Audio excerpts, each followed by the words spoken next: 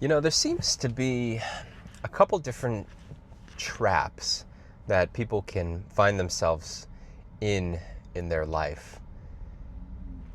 Some of these traps that seem apparent to me are job traps. Some people get trapped in jobs that they don't really like or don't really want to work, but feel like they have to or feel like they need to. Relationship traps are a big one. Man, I can think of a couple people right now that are trapped in a relationship that they don't really want to be in. There's also money traps, debt traps. A lot of people find themselves stuck in a financial situation that they don't really want to be in, that they'd like to change, that they aren't really sure how to change. Some people can get stuck in sort of a purpose trap. They don't really feel like their life has purpose, or they're not really sure what to do with their life, or they're doing something that they don't really want to do, that they'd like to stop.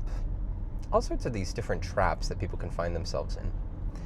And it's interesting because, sometimes from an outside perspective, it can seem obvious, like that this person, number one, is in a trap. And it can also seem pretty obvious, number two, how to get out of that trap. But meanwhile, it's totally invisible to the person that's stuck. And I think that, I'm not an expert on any of this, but it seems to me that one of the ways to avoid the common traps of life, or to get yourself out of a trap that you find yourself in, is humility and curiosity. It seems that these two things are the keys to avoiding and getting out of a lot of different traps that you can find yourself in life. My name's Ryan Weiss. This is The Ryan Weiss Show. Thanks for tuning in. I'm doing a video series here called Lessons for My Kids, which are lessons for my kids. And the lesson that I'm sharing today is the value and the importance of humility and curiosity. I was going to do a separate video on these two topics. I was going to do one video on curiosity and one video on humility. But really, I think they're kind of cousin, what are they? Emotions, mindsets? Let's just go with mindsets. I think they're kind of cousin mindsets, right? So curiosity says there could be something that I don't know. And humility says I don't know everything, right? So curiosity is there could be more for me to know, and I'd like to know it. And humility says I don't know everything. And so I think that in order to be curious, you sort of have to start with being humble, because if you lack humility, you'll sort of naturally not be curious, right? Someone who is not humble would assume that they are correct, would assume that they have all the information necessary to make an informed opinion or make a decision. And so therefore they would not be curious, right? They wouldn't consider that there's something that they don't know, and they therefore wouldn't look for it. And I think that that's how you get stuck in those traps, right? Let's take the job trap, for example. There's a lot of things that people assume when they are stuck in a job that they don't want to be working in, right? So they assume that they need the job, and they might have good evidence that they need it. They assume that there are not better jobs out there, and they might, again, have evidence that there aren't. But the way that curiosity and humility would get you out of that trap, right, would be by saying, I don't know for sure that I need this job, and I don't know for sure that there are no other jobs available. And then where curiosity comes into the equation is curiosity would say, what would it look like if I didn't need this job? Are there any ways that I could make it so that I don't need this job? Are there any other jobs available? Are there any people who might know of jobs that are available? What questions would I need to ask to find another job? Are there any websites where I could browse other jobs? What would a plan to find another job look like? Is there anyone who could help me write a plan to find another job? Oftentimes, I think when people are stuck in these traps too, particularly in job traps, they are in sort of an emotional quagmire, right? So they might even lack the energy or the desire to take action on any plans that they could come up with. So a question they could ask is, what do I need to do to change my emotional state so that I'm in a state where I'm willing to take action? Right? That's what curiosity would look like. Is there anyone who could help me change my emotional state so that I'm willing to take action? So curiosity and humility, they can be a real key. A couple other points I want to share on curiosity and humility. There's this interesting effect. It was studied by some psychologists out of Cornell, Dunning-Kruger and David Dunning. You might have heard of this effect. It's called the Dunning-Kruger effect. It was discovered in 1999. And what they found is that people who had low skills were often unaware of how unskilled they are. So the takeaway from this is that humility is important because it allows you to more accurately assess your own abilities, right? Typically, people who lack humility are some of the people who sort of need it the most, right? The most skilled are typically more humble than the least skilled. Now, if that's correlation or causation, I'm not sure, but it seems that humility is a good thing to practice if you want to sort of be on the path towards becoming more skilled.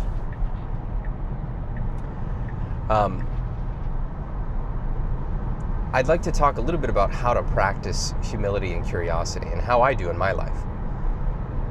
One of the things that I do is I care a lot about my emotions. I think my emotions are very valuable and important. And I think that my emotions are great hints for things that I should be doing or should stop doing, or whatever. And to me, there's a couple different emotions that I use as triggers for when I might want to practice curiosity or humility. So for me, fear is a signal that I have an opportunity to be curious. When I feel scared or kind of nervous or hesitant, to me that's a sign that there's something there that I don't know, that maybe I could know, should know, want to know. And whenever I feel fear coming up within me, I always try to sort of channel that into curiosity. And I try to ask myself, number one, why am I feeling this fear? What am I afraid of? Is there actually a risk here? What is the risk? Is there anything I can do to mitigate the risk? What would creating a plan to mitigate the risk look like? And so fear for me is a great signal that there's an opportunity to be curious. For me also, in terms of humility, there are two emotions that come to mind for humility. And for me, they're defensiveness and anger. So when I start to feel defensive, that typically means that one of my viewpoints is being threatened. And I, like everyone else, don't want to be wrong, because if I'm wrong about that, then what else am I wrong about? And man, am I just like a wrong person? Am I stupid for being wrong? I have all these cascading thoughts of potential consequences or labels that might occur if I'm wrong. And so whenever I encounter information that threatens my viewpoints, I naturally go into like a sort of a defensive headspace. And so this is very difficult. I mean, I'm not talking about stuff that's easy to practice here.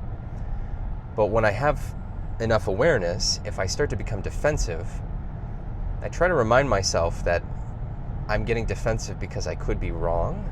And then I try to sort of ease some of the anxiety I feel about being wrong, remind myself that being wrong is totally okay, normal, and in fact, likely. And I ask myself, what am I missing here? And is it okay to be wrong? And the answer is yes, of course it's okay to be wrong. And I ask myself, what is this information presenting to me that I could grow from? Same thing with anger. When I feel angry, there's a bunch of different reasons that I could feel angry, but oftentimes it is driven by my worldview or my point of views being challenged or being threatened in some way that I perceive them to be threatened. And that's also a time to practice humility and consider if I am correct or if perhaps I'm wrong. And again, what I'm describing is not easy, but a way that I try to practice curiosity and humility is through my emotions. Another way that I think it's helpful to practice humility and curiosity is reading nonfiction. Oftentimes, by becoming aware of what you don't know, you naturally develop more curiosity about what you don't know. And you also naturally develop humility by consistently encountering all the things that you don't know. And so it's easy to not be humble if you are not often presented with new information. It's much easier to be humble if you're consistently presented with new information that grows and expands your point of reference. And then a final tip that I have for practicing humility is getting alternative perspectives. So getting a viewpoint on an issue or on a topic from someone that is different than you, and perhaps you even disagree with, can be a powerful way to practice curiosity and humility. One of the things that I have found is that most people are actually aligned in most of what they desire. So, in the US we have like right wing versus left wing, and each side will say that the other side wants bad things to happen. So conservatives will say that liberals just want to spend all the money and go into a crazy level of debt and ruin the economy. And then liberals will say that conservatives just want poor people to starve and single moms to not have benefits and kids to not be educated. And what that's doing is it's actually pretty disingenuous, right? Because both sides are aligned in their goals of kids being educated, people having human rights, peace. Both sides typically want peace, and generally like positive outcomes. Like both sides want positive outcomes. What they're misaligned on are the methods for achieving those outcomes.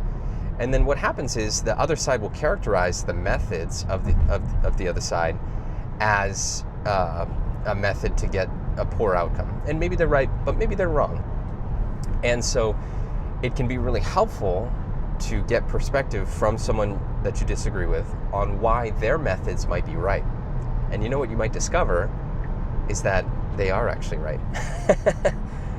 Or maybe they are right in some ways that you didn't consider, and your perspective is now more well-rounded because you understand what they think. One of the things that I love about being a father right now is, I have a 3-year-old and a 1-year-old. My 3-year-old is constantly asking me, why? And what's amazing is once we get 3 or 4 levels deep in the whys, we start to uncover some pretty interesting and deep things about why is this actually the way it is. And on more than one occasion, my son has asked me why enough times that I've actually changed my mind about something. I don't have any specific thing coming to my mind, but I know that we have gotten, 3 whys deep, and then, if I'm being honest, the answer finally is because, well, this is just like how I've done it, and then I'm sort of forced to face the possibility that maybe this isn't the best way to do it. So having young kids in your life is great because they're so naturally curious, and I think sort of naturally humble. That it's really nice to be around young children for this reason. So, hope this lesson was helpful. Consider practicing humility and curiosity. They'll really serve you, and they'll really help you to stay out of some of the major traps in life. So thanks for watching. This has been The Ryan Weiss Show. Please comment down below if any of this was interesting to you, and please subscribe to the channel if you haven't already. I'll talk to you soon. Bye-bye.